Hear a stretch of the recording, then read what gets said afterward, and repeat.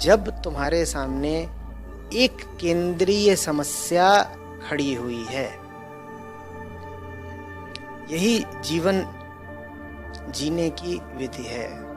एक केंद्रीय समस्या पकड़ो ना, तुम्हारी जो अभी अवस्था है जीवन की, उसमें तुम अपनी समस्या को यही नाम दे दो कि मुझे पढ़ाई करके अपने लिए एक अच्छी नौकरी हासिल करनी है।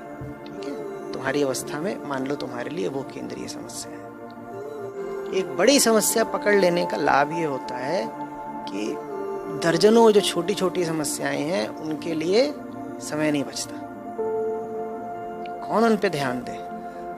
तुम्हारे सामने शेर खड़ा हो, गुजर रहे हो जंगल से, तुम्हारे सामने शेर खड़ा हो गया है, तुमको ध्यान आएगा कि बैठा हुआ है, हाथ पे एक मच्छर काट रहा है? नहीं आता ना। फिर गए हो डॉक्टर के पास, सर दर्द होता है, डॉक्टर ने कहा सर दर्द होता है, कुछ स्कैनिंग वगैरह करानी पड़ेगी, कहीं कैंसर तो नहीं हो गया? उसने अभी ये कहा भी नहीं है कि कैंसर हो गया है, उसने ये कह दिया कि थोड़े टेस्ट करा लीजिए, कहीं कैंसर तो नहीं हो गया, इतना सर दर्द होता है। सर दर्द भूल जाओगे, एकदम सर दर्द गायब हो जाएगा। जो चीज महत्वपूर्ण होने जितनी हैसियत नहीं रखती और तुमने उसको महत्वपूर्ण बना लिया, वो तुम्हारी जिंदगी की आफत बनेगी, सर पे चढ़ के बैठेगी, तुम्हें परेशान कर देगी। और इस चक्कर में तुम उस चीज को भुला बैठोगे जो महत्वपूर्ण होने की हैसियत रखती है। बात समझ में आ रही है? जो चीज वाकई महत्वपूर्ण है उसमें जोर लगाओ तो जिंदगी बन जाती है, और जो चीज महत्वपूर्ण नहीं है उसको महत्व दे दो और उसमें जोर लगाने लगो तो जिंदगी तबाह हो जाती है। वो 1 2 3 4 5 6 वाला उदाहरण याद है? एक संख्या लिखी हुई है, 1 2 3 4 5 6, 1,23,456 ये संख्या है। 1 2 3 4 5 6, 1,23,456। अब अगर तुम जरा होशियार नहीं हो, पारखी नहीं हो, तो इसमें तुम्हें सबसे बड़ा आंकड़ा कौन सा दिखाई दे रहा है?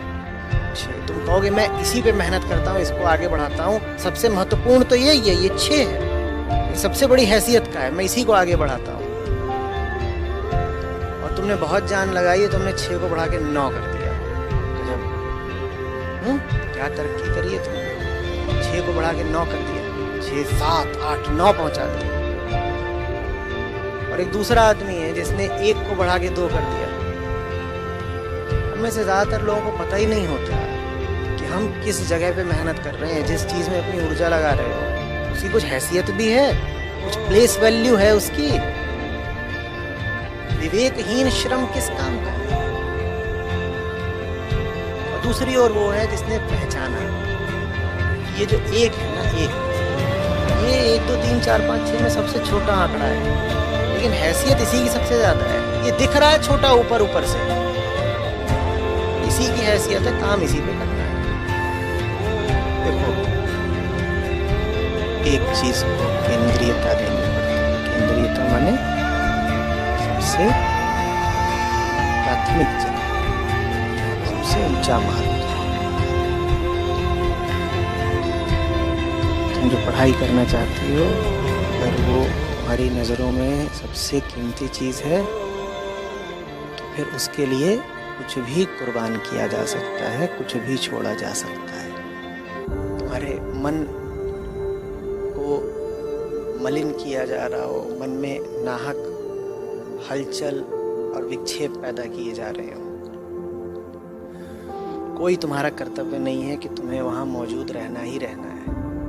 दूसरा सूत्र ये है कि जितना ज्यादा बाहर शोरगुल बढ़े उतना ज्यादा तुम अपने भीतर याद करने लग जाओ कि तुम्हें क्या करना है। बढ़ता हुआ शोरगुल तुम्हारा सहायक बन जाए, वो तुम्हें और ज्यादा याद दिलाते जाए कि बाहर जो चल रहा है तुम्हें उस तरह के माहौल में आगे भी नहीं रहे आना है। और अगर तुम्हें उस तरह के माहौल में आगे भी नहीं रहे आना है तो फिलहाल तुम उस शोरगुल में प्रतिभागी बिल्कुल नहीं हो सकते। जितना संभव हो सके जहां देखो कि इस तरह का कोई मौका अब तैयार हो रहा है जिसमें तनाव होगा, बहसा बहसी होगी, शोरगुल, लड़ाई झगड़ा, तुम थोड़ा उससे खुद ही दूर हो जाओ, कुछ युक्ति लगा लो, कोई बहाना लगा लो।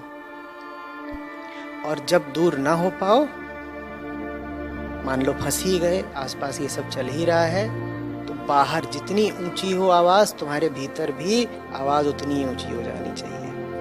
बाहर की गंदगी तुम्हें और ज्यादा मजबूती से, जोर से एहसास दिला दे, याद दिला दे कि यही तो वो चीज है जिससे हटना है मुझे तो पढ़ाई करनी है। मैं पढ़ाई कर ही इसीलिए रही हूँ ताकि जिंदगी भर ऐसे माहौल में न रहना पड़े। तो फिर ये जो बाहर का शोरगुल है ये बाधा बनने की जगह हो सकता है कि तुम्हारा सहयोगी बन जाए।